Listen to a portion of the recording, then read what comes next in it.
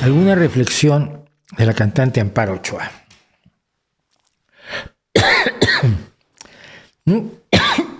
Perdón.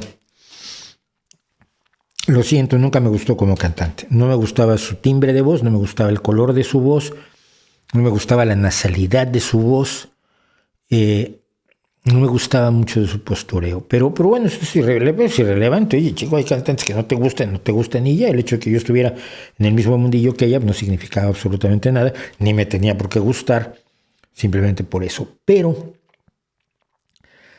Amparo fue protagonista de una tragedia horrorosa. Ella sufrió una enfermedad muy grave, no recuerdo cuál y no voy a ponerme a especular ahora. Sufrió una enfermedad muy grave por la que se atendió. Y la atención, pues al parecer, no logró los resultados que ella esperaba o los resultados que se deseaban. Y entonces abandonó todo tratamiento médico, abandonó toda aproximación médica científica basada en evidencias y se fue a tratar con charlatanes, con embusteros y pues murió muy rápidamente. Esto pasó con otra cantante, una cantante de rock en este caso.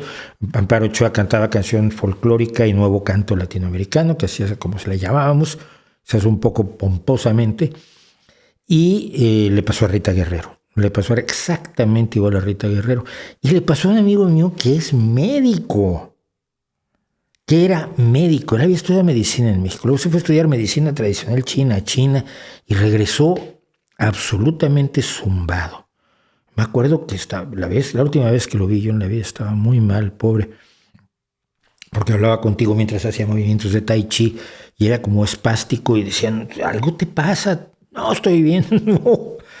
Y años después, muchos años después de esto, pues padeció un cáncer y no se quiso tratar, habiendo estudiado medicina.